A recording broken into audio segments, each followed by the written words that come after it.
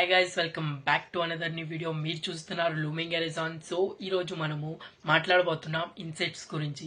So insects వల్ల మనకి ఎన్ని లాభాలు అని తెలుసుకుందాం. అంటే మనం అనుకుంటాం మనము భూమి మీద మన వల్లే అన్ని లాభాలు అని, కానీ కాదు.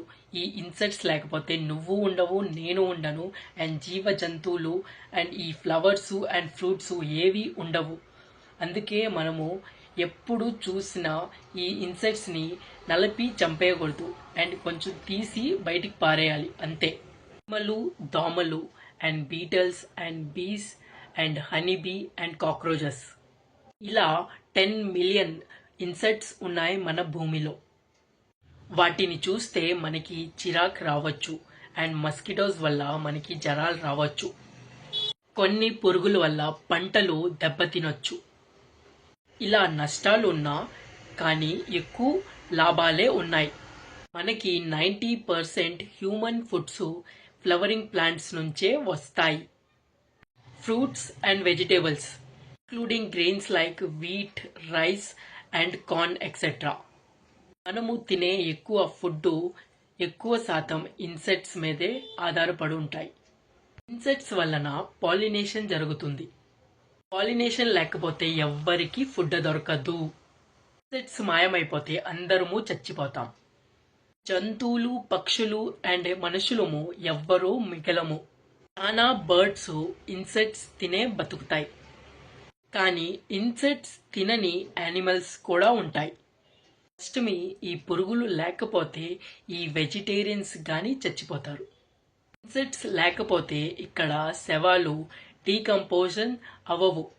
వచ్చినాక నువ్వు నీ శవం మట్టిలోకి కలవాలంటే అవి కావాలి.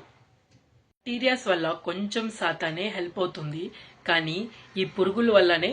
ఇవి లేకపోతే మనకి సిల్క్ తయారవ్వదు అండ్ తేనె కూడా ఉండదు. ప్రపంచంలో ఆల్రెడీ హనీబీస్లో మ్యాసివ్ డిక్లైన్ ఆల్రెడీ జరిగింది. క్లైమేట్ చేంజ్ వల్ల అండ్ పెస్టిసైడ్ ఎక్స్పోజర్ వల్ల. యూకేలో 60% అండ్ ఇండియాలో 40% అండ్ జర్మనీలో 70%. లాస్ట్ 10 yearsలో 50% పడిపోయాయి. ఇంత పడిపోయాక కూడా మనుషుల్ని ఒక పక్క, ఇన్సెక్ట్ని ఒక పక్క తూకం వేస్తే కంటే 3 times ఎక్కువ బరువు ఉంటాయి అవి. అవి కానీ లేకపోతే మనకి పువ్వులు ఉండవు, పక్షులుండవు, జంతువులు ఉండవు, నువ్వు నేను కూడా ఉండము. కుదిరితే మీ గార్డెన్లో ఒక వుడెన్ బాక్స్ అరేంజ్ చేయండి హనీబీ కోసం.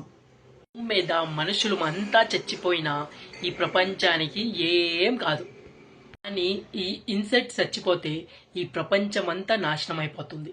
అన్ని జన్మలోకి ఉత్తమైన జన్మం మన మానవ జన్మ అంటే మనము నమ్మాం. మనము ఉన్నా ఒకటే, ఊడినా ఒకటే. కాబట్టి పురుగుల్ని పురుగులా చూడకండి. కుదిరితే వచ్చే జన్మలో అయినా పురుగులా పుడదాం. ఇంకా మేట, మీ ఇంటిలో ఏ పురుగు మీకు కనిపించినా కూడా టిష్యూ పేపర్తో తీసుకొని బయట పడేయండి, కానీ దాన్ని నలిపి చంపేయకండి. అందుకనే బ్యాగాన్ స్ప్రే వాడకండి. ఒకవేళ బ్యాగాన్ స్ప్రే వేస్ట్ అయిపోతుంది అని అనుకుంటే మాత్రం మీ నోట్లో కొట్టుకోండి. వాటిని మాత్రం చంపొద్దు ప్లీజ్. ఈ ఇన్సెక్ట్స్ వల్ల మనకి ఎన్ని లాభాలు అని తెలిసినట్టయితే ఒక లైక్ చేయండి, షేర్ చేయండి, సబ్స్క్రైబ్ చేయండి.